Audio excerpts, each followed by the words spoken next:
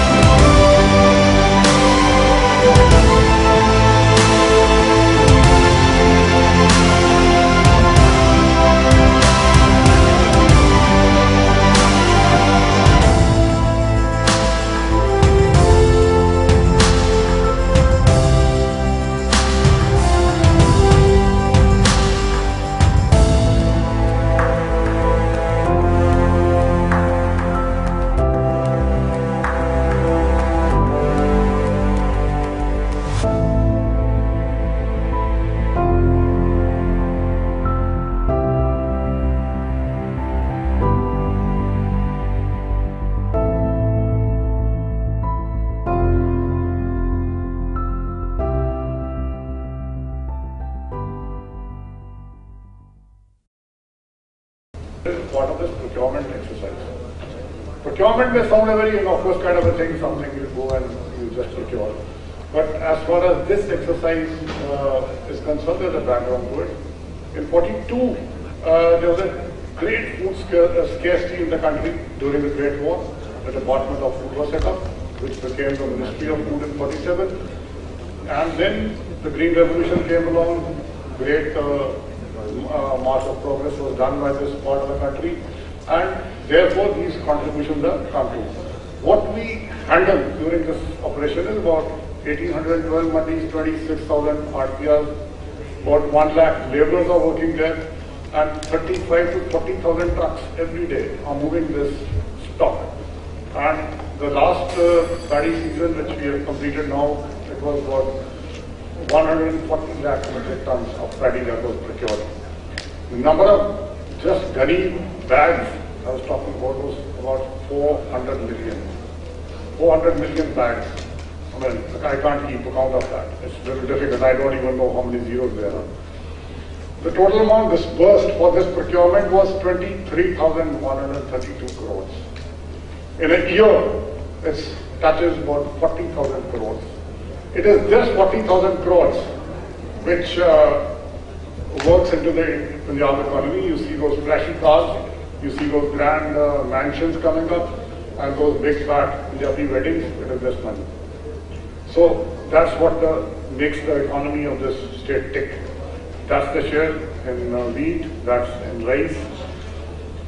Now, this is not only the largest procurement operation in India, it's the largest in the world. The next comes Russia and Canada. And I'm not talking about India, I'm just talking about Punjab.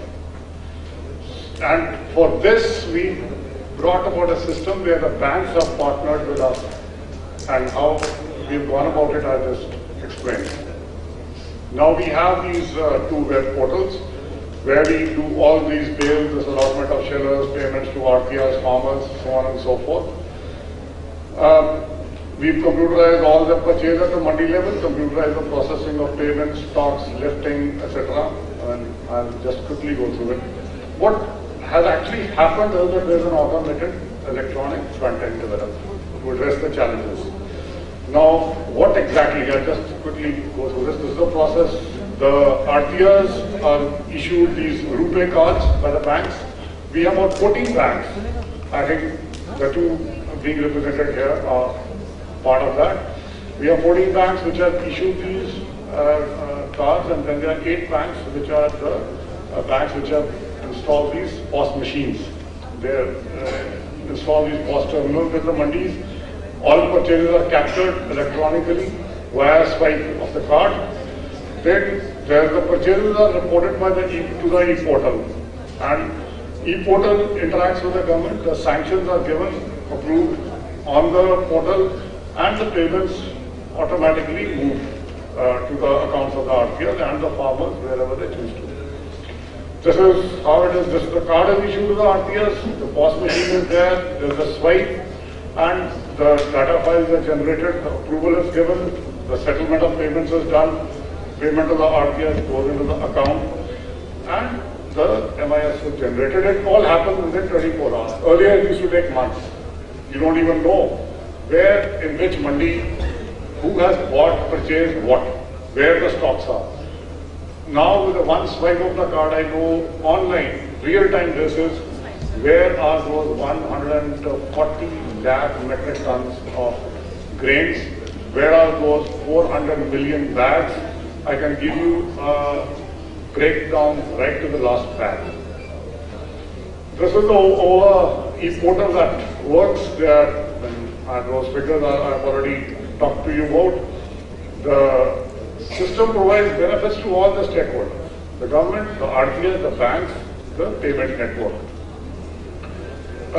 It achieves the end-to-end automation. It creates an auditable trail of all the transactions, which was very important. 40,000 crores is not small money. We take a cash credit limit, and that cash credit limit, when our banks are huge, big State Bank of India, great mammoth, so are private banks.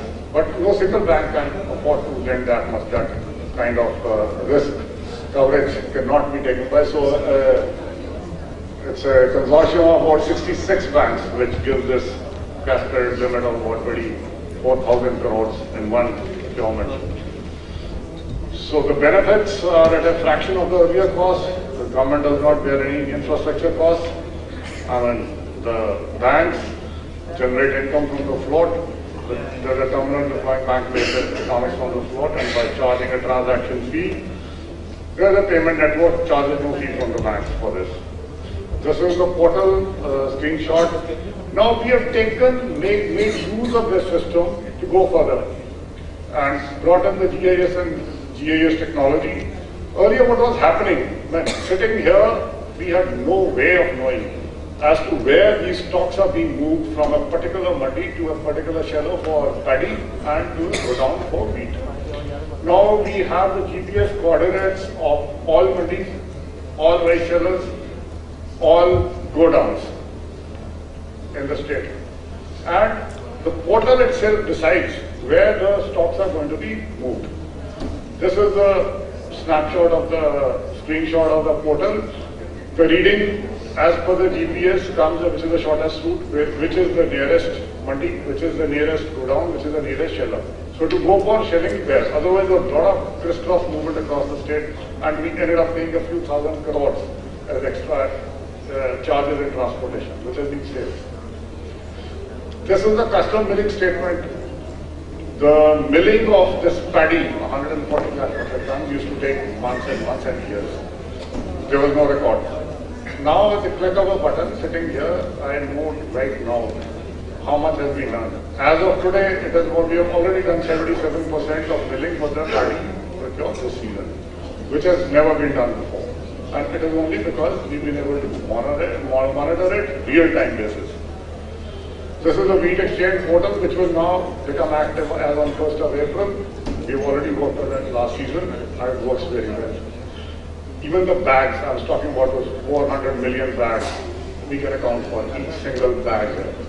And believe me, don't consider a gunny bag a very small thing. It is a small thing, but it adds up to massive numbers. The entire jute crop of the country, the entire jute industry of the country, 40% of the total production of country comes here. And that industry itself is dependent on this single operation. So the benefits, of course, real-time information regarding stocks at any given point of time, reconciliation, online payments.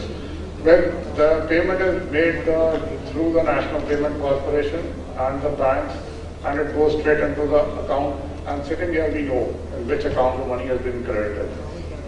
And reduction of huge transportation costs, the allocation of money, that again, there's an inbuilt calculation of taxes, TDS, VAT, everything happens. Now what we are looking at now, we are taking it forward. The entire procurement process is already there and a very fine-tuned system.